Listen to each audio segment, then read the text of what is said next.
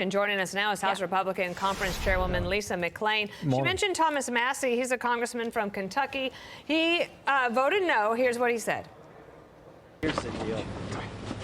We are cutting taxes and we're not going to cut spending to match it, so the deficit's going to go up. That's what this bill does. Over present law. We had a tax holiday for 5 years. The consequences of renewing that tax holiday are going to be to accelerate the increase in debt for our country. It's that simple. Congresswoman, as a conference chair, you're tasked with explaining this to moms and dads back there watching at home. What's happening here? Are there taxes getting cut, or is it just a continuation of what we've had since the Trump tax cuts? Listen, I think this is a great day for the American people. For the first time in a long, long time, we are focused on reducing our spending, which is what 77 million Americans wanted. We have a spending problem. We are reducing our spending, and I am excited to get to work on that. Is it going to be pretty? No. Is it going to be a little bit messy?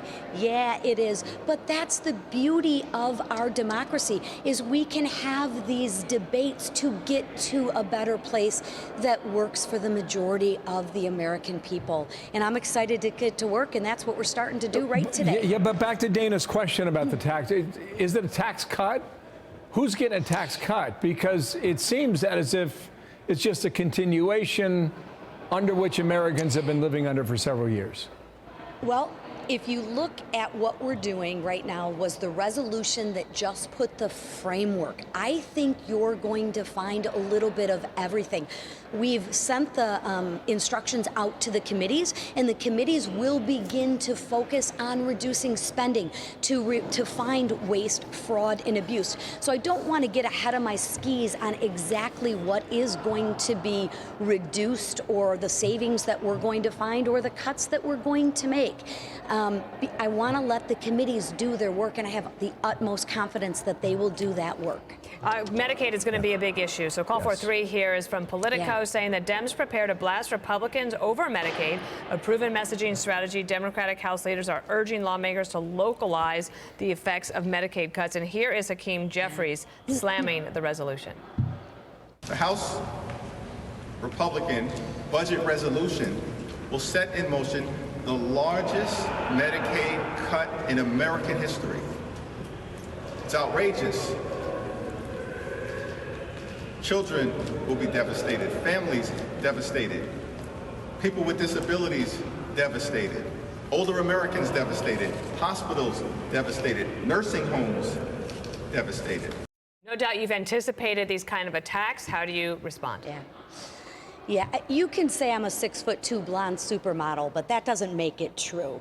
Listen, when you don't have a leader, when you don't have a policy, when you don't have a platform to run on, you have no other option than to fearmonger.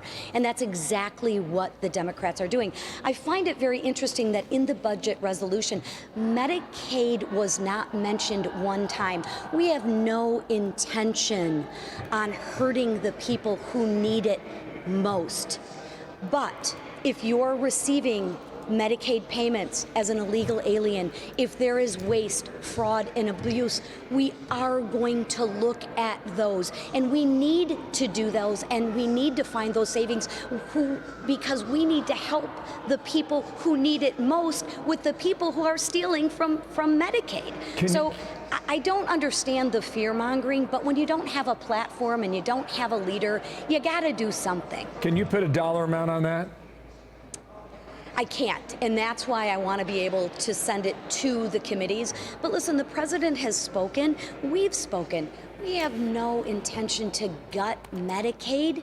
It's fear-mongering. But we do have its intention to make sure that the dollars that we are spending from the hard-earned American people are being spent wisely and efficiently to make sure that these programs continue for the people who need it most. Why is it a bad thing to look at savings? Why is it a bad thing to look at waste, fraud, and abuse? The Democrats are advocating for us not to look at it. Well, you guys passed the first test, but many more to come. Lisa McClain, thanks for joining us today. A lot of people didn't think you could do it, but off we go. Thanks for your time. Thank you.